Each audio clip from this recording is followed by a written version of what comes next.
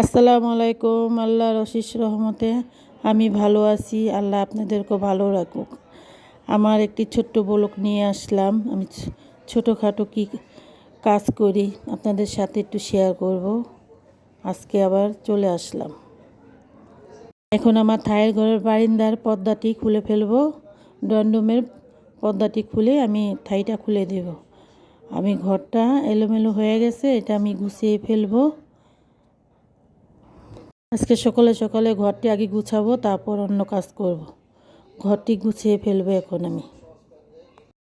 ঘরটি সকালে সকালে গুছালে তাড়াতাড়ি সময়টা ভালো করে করা যায়। আর সকালে কাজ করতে না অনেক ভালো লাগে। আমার ঘরটা গুছানো হয়ে গেছে। এখন আমি পাপোশটি ভালো করে মেলে দিব।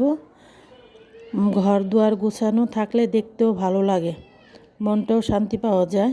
আমি এখন পাপোশটি সুন্দর করে বিছিয়ে দিব। আমার ঘর একদম সম্পূর্ণ কমপ্লিট করে ফেললাম। এখন আমি ঘরটা সুন্দর করে গুছিয়ে এখন আমি নাস্তা বানাতে যাব। নাস্তা বানিয়ে আমি এখন নাস্তা বানাতে যাব। নাস্তা বানিয়ে দিব। হাজি সাহেব আবার দোকানে যাবে, আমি এখন নাস্তা বানাতে যাব। আটাটি আমি গুলে নিয়েছি। আটাটা না গরম পানি দেওয়া গুলালে সফট হয়, নরম হয়, রুটি বানাতেও সুবিধা হয়। আমি অল্প করে আটা গুলেছি, আমরা 4 জন খাবো। আমি আটাটা সুন্দর করে গুলে নিতেছি।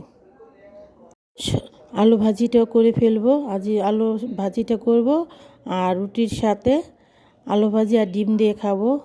ঘরে নাস্তা করলে না ভালো, বাইরের নাস্তা আমি খেতে পারি না। আমি যতটুকু পারি আমি ঘরেই নাস্তা করি। এখন আমি নাস্তাটা সুন্দর করে সাজিয়ে দিব। আমার হাজি সাহেব খেয়ে দোকানে যাবে, আমি সুন্দর করে নাস্তাটা সাজিয়ে দিব। দুপুরে রান্নাটা চড়িয়ে দিব। আমি আজকে মুরগি রান্নবো বাচ্চাদের জন্য আজকে আমি মুরগি রান্না করব।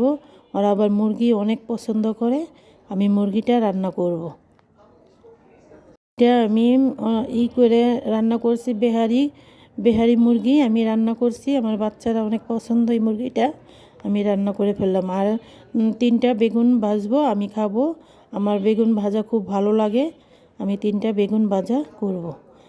আমি দুপুরের রান্নাটা আগে সেরে ফেলবো, তারপর অন্য কাজ করব। আমি দুপুরে রান্না বান্না না করে ফেললে ভালো লাগে। ওই যে আপনাদের বলছিলাম না আমি গাছ নিয়ে আসছি, এখন এই যে আমার 3টা কলি হয়েছে, এখনও হয়নি, ফুল ফুটেনি, তো 3টা কলি হয়েছে। আমার এই বাগানে 5টি টব আমি লাগিয়েছি।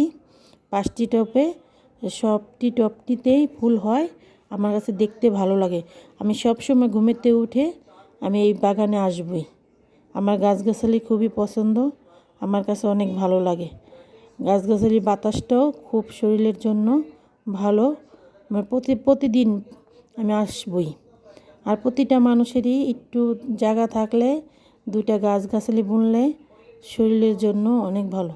এখন আমি পর্দাটা মেলে দিব। সন্ধ্যা হয়ে গেছে, আমি পর্দাটা মেলে দিব।